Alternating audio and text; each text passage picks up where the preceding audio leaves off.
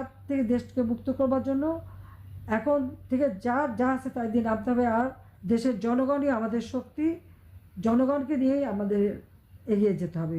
সে তো টাকার অভাব নাই, সে তো গরিবের টাকা লুট করে নিয়ে রক্ত চুষে খেয়ে এখন বিদেশে পত্রপত্রিকা হায়ার করে সেখানে নানা ধরনের অপপ্রচার ছড়াচ্ছে। আর যত হত্যাকাণ্ড খুন করে সব দোষ আওয়ামী লীগের। পুলিশ মারে, এটা তো তাদের সমন্বয়ক আসিফ নিজেই বলেছে পুলিশ হত্যা করেছে। বিএনপি নেতা বলেছে সে পুলিশকে মেরেছে, এমনকি ইসলামী আন্দোলনের নেতাও বলেন উনিও পুলিশকে মেরেছেন। কিন্তু মামলাগুলি সব আওয়ামী লীগের বিরুদ্ধে, সব মামলা আওয়ামী লীগের বিরুদ্ধে, আওয়ামী লীগের কেউ বাদ নাই।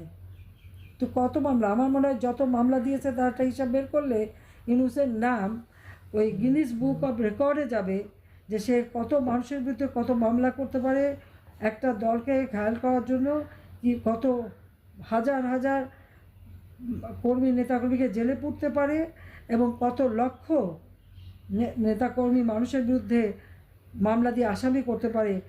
এই রেকর্ড সে কিন্তু ভঙ্গ করবে এবং গিনিস বুক অফ রেকর্ডে নিশ্চয়ই তার নাম চলে আসবে। আর যদি মানুষ হত্যা, জেল জুলুম, অত্যাচার, নির্যাতন, দুর্নীতি এবং গরিবের রক্ত চুষে খাওয়া, এই ব্যাপারেও যদি তার রেকর্ড দেখা হয় তাহলে সে আর একটা নোবেল প্রাইজ পেতে পারে। তবে সেই নোবেল প্রাইজের নামটা দিতে হবে অশান্তির নোবেল প্রাইজ, কারণ অশান্তির সৃষ্টিতে ইউনূস এখন চ্যাম্পিয়ন সারা বিশ্বে, এবং বিশ্ব নেতারা কিন্তু তা জানে, এটা বোঝে যে সে দেশ চালাতে ব্যর্থ, দেশ চালাবার মতো তার ক্ষমতা নেই। সেই জন্য এখন সে অনেক টাকা পয়সা খরচ করে একজনকে নিয়ে আসেন আর তাদেরকে দিয়ে অন্যের কাছে ধর্ণা দেওয়ায় যে ইউনূসকে সমর্থন দিতে হবে। এখানে অনেক হাই কমিশনার আছে, অ্যাম্বাসাডার, তাদেরকে দিয়েও রিকোয়েস্ট করে ইউনূসকে সমর্থন দিতে হবে। কেন? ইউনূসকে নাকি মাথায় করে এনে ক্ষমতায় বসিয়েছে। সে তো সেখানে বললেও সে সূক্ষ্ম পরিকল্পনা করে শেখ হাসিনাকে ক্ষমতার থেকে হটিয়ে দিয়ে নিজে ক্ষমতা এসেছে। বিল ক্লিন্টনের ফাউন্ডেশনে বললো এটা সম্পূর্ণটাই তার সেই সূক্ষ্ম পরিকল্পনা, অর্থাৎ মেটিকুলাস ডিজাইন করা পরিকল্পনা। কোনো নেতা নাই, ছাত্র জনতা কিছু নেই। আবার সুইজারল্যান্ডে ডাভোসে ওয়ার্ল্ড ইকোনমিক ফোরামে যে বলে যে আমি কিছুই জানতাম না, উনি নাকি কিছুই জানতো না, ওনাকে নাকি সবাই ধরে এনে ক্ষমতায় বসিয়েছে। তো যারা ধরে এনে ক্ষমতায় বসিয়েছে তার দেশের যে সর্বনাশটা করেছে, এটা কি তারা একবার চিন্তা করতে পারে? দারিদ্রের হার যেটা আমি 18% কমিয়েছিলাম, নিশ্চয় এটা এখন 19-20-এ চলে আসছে। আমি 26.88 বিলিয়ন রিজার্ভ রেখে এসেছিলাম। ইনফ্লেশন আমার 9%-এর মধ্যে ধরা ছিল, সেখানে 11%, 14% পর্যন্ত ইনফ্লেশন তুলেছে, দারিদ্রের হার বাড়িয়ে দিয়েছে। তো কোন উপকারটা করলো দেশের মানুষের? আজকে চাল, ডাল, তেল, লবণ প্রত্যেকটা জিনিসের দাম বেড়েছে।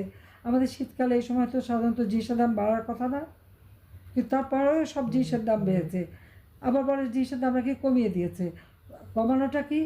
প্রত্যেকটা মিডিয়া, রেডিও, টেলিভিশন, পত্রিকা, সব জায়গায় ইউনূসের এজেন্ট বসা, এবং তাদেরকে থ্রেট করা হয়, এবং সেখানে মালিকানাও কেড়ে নেওয়া হয়েছে।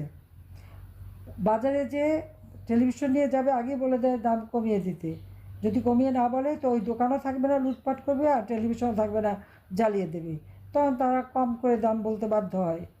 কিন্তু প্রকৃত দাম পাওয়া যায় যখন ক্রেতারা নিজেরা কেনে, তাদের পকেটটা যে খালি হয় সেটা তারা বোঝে। আজকে দিনমজুরের আয় রোজগার নাই, আজকে সাধারণ খেটে খাওয়া মানুষের আয় রোজগার নাই, ব্যবসা বাণিজ্য নাই, একটার পর একটা শিল্প কলকারখানা বন্ধ। এ পর্যন্ত প্রায় 150-এর উপর গার্মেন্টস বন্ধ হয়ে গেছে, ইন্ডাস্ট্রি বন্ধ হয়ে গেছে, শ্রমিকরা বেকার হয়ে মানবিত জীবনযাপন করছে। আজকে কৃষকরা সেচ পায় না, সমস্ত জমি চাষ করতে পারতেছে না, কি বিদ্যুৎ নাই।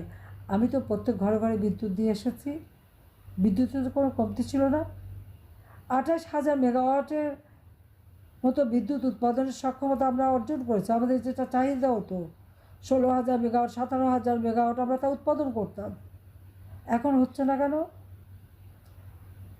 বিদ্যুৎ তৈরি করার জন্য যে উপকরণ কেনা, সেটা অর্থ তো বাজেটে ধরা ছিল, সেটাকে গেল কোথায়? তার জবাব দিতে হবে তাকে। সে জবাবও তাকে দিতে হবে। একদিকে দেশটাকে লুটে খাচ্ছে, আরেকদিকে খুন করছে, আর সব জায়গায় আওয়ামী লীগের দোষ। আওয়ামী লীগের দোষটা কিসের? আওয়ামী লীগের আমলে এই দেশের মানুষ দারিদ্র্যমুক্ত হয়েছে। আওয়ামী লীগের আমলে এদেশের মানুষ দুবেলা কেন 3 বেলা 4 বেলা খাবার সুযোগ পেয়েছে। আওয়ামী লীগের আমলে এদেশের মানুষের বিনা পয়সা ওষুধ পাচ্ছে কমিটি ক্লিনিকের মাধ্যমে, চাকরি পেয়েছে, কাজ পেয়েছে, ফ্রিল্যান্সিং করতে পেরেছে। স্যাটেলাইট বঙ্গবন্ধু 1 উৎক্ষেপণ করে দিয়ে মানুষকে আমরা সুযোগ করে দিয়েছি। প্রযুক্তি শিক্ষা দিচ্ছি, সব দিক থেকে দেশ এগিয়েছিল। সারা বিশ্ব বাংলাদেশকে উন্নয়নের রোল মডেল হিসেবে চিহ্নিত করতো। আর সেখানে এরা প্রত্যেকটা জিনিস জ্বালিয়ে পুড়িয়ে ছারখার করেছে। জ্বালিয়ে পুড়িয়ে ছারখার করে বলে গাঁজা বানিয়েছি। গাঁজার চিত্রটা আর বাংলাদেশের ওই ইউনুস ক্ষমতা আসার আগের চিত্র, তার ওই জ্বালাও পোড়াও মেট্রো রেল, এক্সপ্রেসওয়ে, বিটিভি ভবন থেকে শুরু সব যে আগুন দিয়ে পুড়িয়েছে, সারা দেশ যে আগুনে চলছে, ঠিক তার আগে ওই 7ই জুলাইয়ের আগে বাংলাদেশের চিত্রটা একটু তুলনা করে দেখুক তো। ইউনুস ওটা বলবেই। আর ইউনুসের বিচার ইনশাআল্লাহ সে বিচারও করব। দেশের মানুষের অর্থ সম্পদ লুটে দিয়ে হত্যা করে বাংলাদেশটাকে একটা শ্মশানে পরিণত করে আজকে সে বেশ সুখে বাস করে এখন আর নিজের বোধহয় আত্মবিশ্বাস কমে গেছে। এখন এর কাছে ধর্ণা দেয়, ওর কাছে ধর্ণা দেয়, তাকে যেন একটু সমর্থন দেয়। এটাই হচ্ছে তার চরিত্র। সবাই তোমরা ভালো থাকো, সুস্থ থাকো, এবং সবাই যারা আছেন মুরব্বী সবাইকে আমরা বলবো ভালো থাকেন, সুস্থ থাকেন। ইনশাআল্লাহ জয় আমাদের হবে, মনোবল রেখে চলতে হবে। জয় বাংলা, জয় বঙ্গবন্ধু।